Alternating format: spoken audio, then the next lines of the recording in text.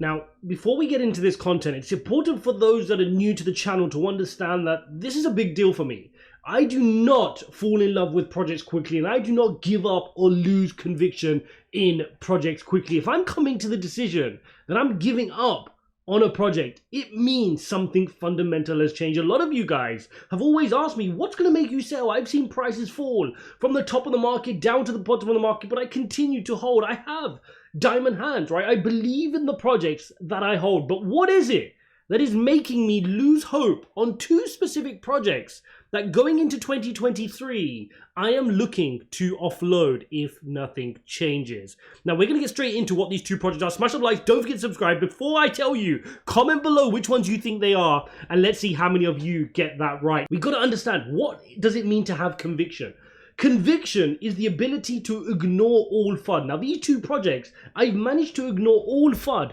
Over many years, I've held these projects, right? And I've managed to ignore FUD. I've had good entry prices on both these projects. I don't have any reason to panic sell for any technicalities. The reason I will be selling will not be because of headlines or somebody spreading some FUD about it, or they posted this article on influencers talking negatively about it, but because things have fundamentally changed. And I think for some of you who've been watching this content for a while, you may be able to guess these two, because these are both projects I've sounded a few alarms for, and I've almost said if things don't get better, I'm gonna have to get rid of them. So let's get straight into it. Smash the likes, don't forget to subscribe. And the first one is Solana. Yep, Solana is down 96% from all-time highs. There's no surprise that recently, given the FTX saga and the exposure to the FTT token and obviously FTX exposure to Solana token, this has caused the price of Solana to really plummet. But you're going to have to go back into earlier in this bear market, earlier in 2022, when I first started raising red flags around Solana, and it was nothing to do with Sam Bankman-Fried. It was nothing to do with Alameda at that point, nor FTX. It was simply to do with their network outages. This is a non-negotiable for me.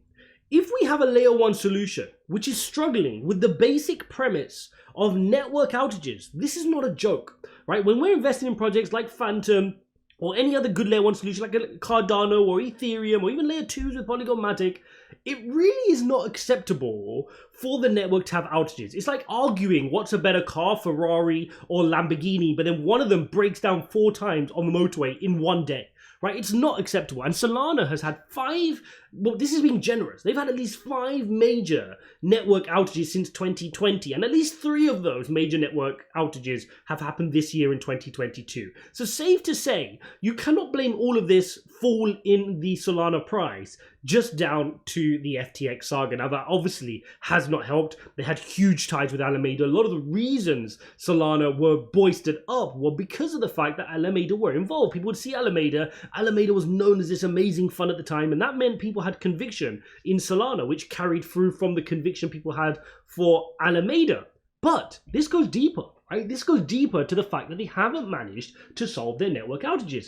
And Anatoly, the founder and CEO of Solana Network, has come out as soon as a couple of weeks ago and said he has the solution, right? And he's going to launch something called Fire Dancer. And this Fire Dancer, which is going to be developed by Jump Crypto, one of the other major crypto hedge funds in the space, is supposed to solve some of these issues, right? Now, it's important to understand, what are these issues? The outages are caused either by network congestion, right? Too much transaction throughput going through at the same time. Some people are claiming these are bot attacks, and also just plain old coding bugs, right? Plain old coding bugs causing these problems. So these are not, these are not complicated things. And if you're looking at a layer 1 solution as part of your portfolio, you don't want them making such basic mistakes. So Anatoly is coming out and saying this Fire Dancer is going to be a separate parallel network, and they won't be able to make the same human mistakes as we do, and therefore we've got redundancy. Let's see how that plays out. Ultimately for me, unless something fundamentally changes with Solana, this is a project I've fundamentally lost conviction with.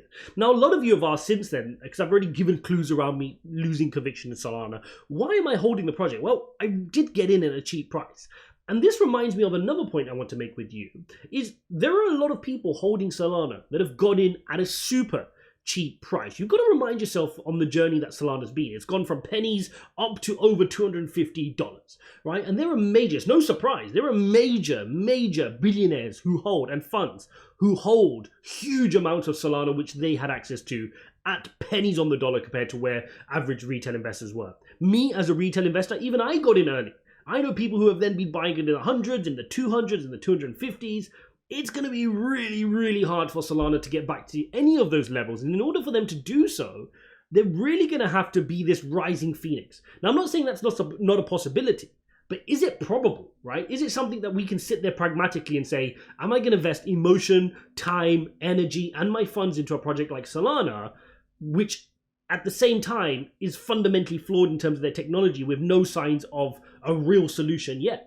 And so we've got to ask ourselves that question. Now, it doesn't mean that this can't just rise as a phoenix and suddenly do really well. I think, look, it's got potential, right?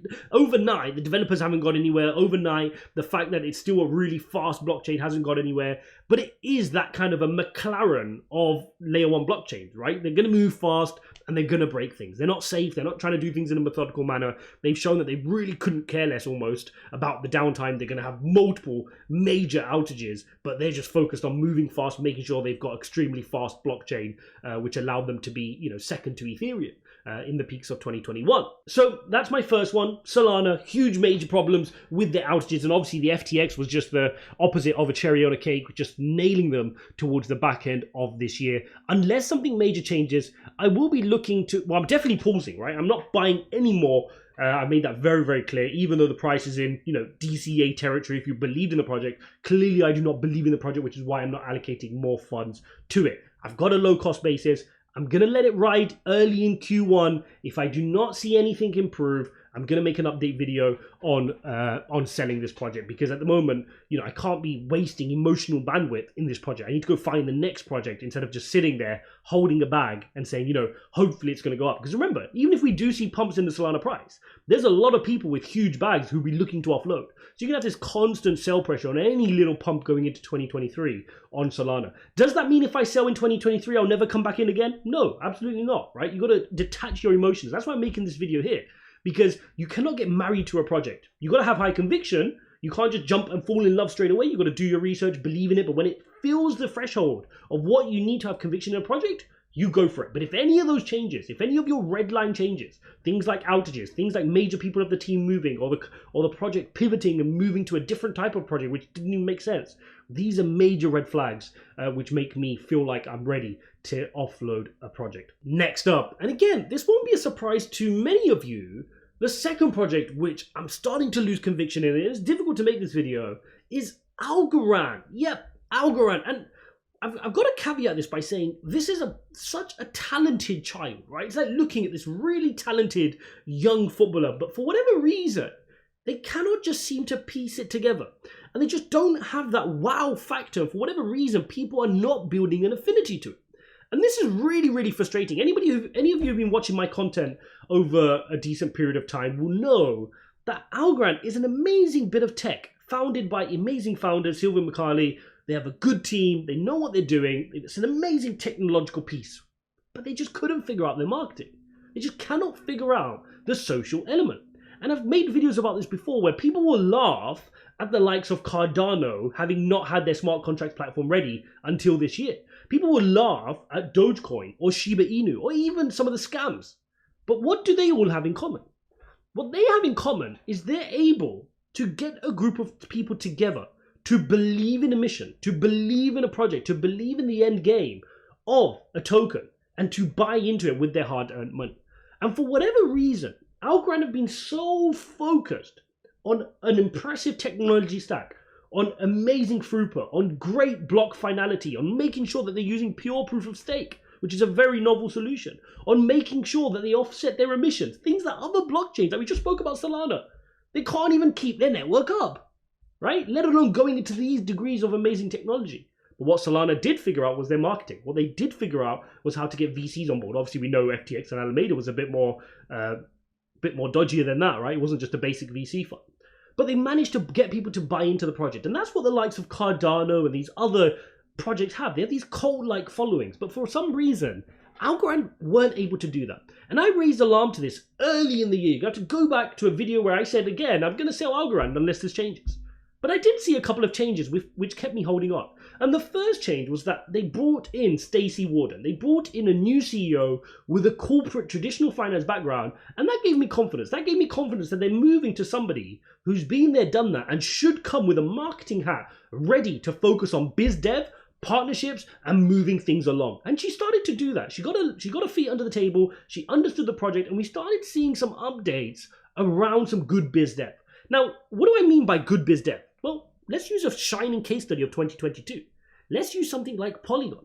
Look at the number of amazing biz dev partnerships Polygon Matic have been able to not just deliver on, but find, promote, and push the social narrative on throughout 2022. What an amazing job by Polygon Matic throughout 2022 to just keep things moving, to keep the attention moving. It kept the price and the market cap moving, and that's why they are the unsung hero of 2022. They're the ones that have outperformed any other project.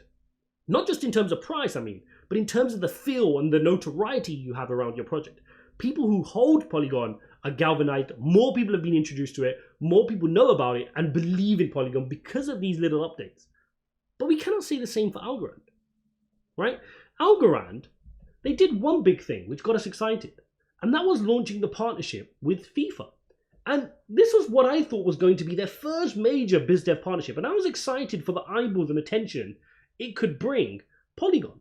But there's one thing we didn't account for, and that was this amazing partnership happened to materialize in the depths of the bear market after Terra Luna, after 3 Arrows Capital, after Celsius, and then on top of that, the FTX and Sam Bankman-Fried fallout right before the World Cup and the FIFA partnership. So FIFA launched their NFTs on the Algorand blockchain, but it didn't really deliver what we were looking for. It didn't really deliver that attention. If you look at the Google trends, the searches actually fell for Algorand, which is a huge disappointment, really, because you would have thought this is the type of partnership that would help bring awareness to Algorand. Because there's one thing for sure, Algorand do not need to work on their tech.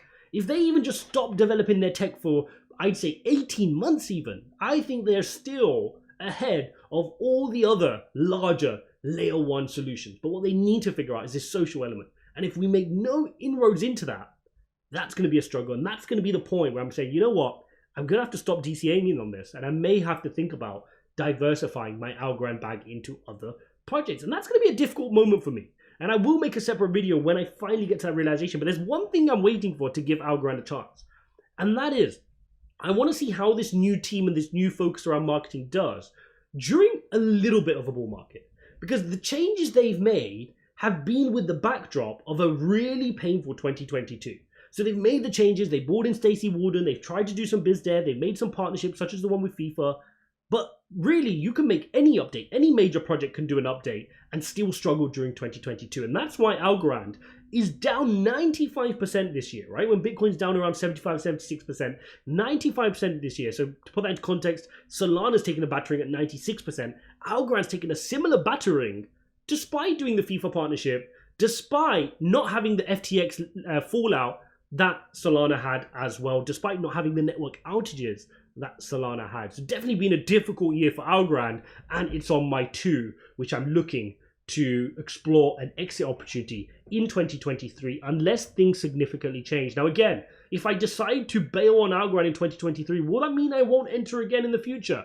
No, right? It doesn't rule that out. If things change, if the landscape changes, I'm open to exploring when to exit and when to re-enter. But for now, I'm not selling just yet. I need to see it, how it performs in a little bit of a positive environment. If we had a couple of weeks of green, and remember, this is a tip I give a lot of you guys. If the markets are moving green for a couple of weeks or a month, and your project isn't moving, that's a major red flag. And that's what I want to see is this final kind of, closure for me is if Bitcoin and wider markets, if the NASDAQ is moving green, if Bitcoin's moving green, if all other altcoins are having those 5-6% days, and Algorand isn't moving, if I'm not getting that vibe, then that's probably going to be the final closure point for me. So that's what I'll be looking out for early in Q1 2023. So there you have it, guys. Those are the 2 projects which have disappointed me this year and have got me thinking about a potential exit and sell point. Let me know what you think about my 2 projects below. Do you have conviction in those projects? Do you have any projects which you're changing your opinion on or have fundamentally tested your convictions throughout this year? Let me know in the comments below. Thanks for watching this video, guys. Smash up likes. Don't forget to subscribe. Go check out this video here to make sure you're recession proof. because 2023 is set to be a challenging year. Thanks for watching, guys. Don't forget to subscribe, and I'll see you in the next one.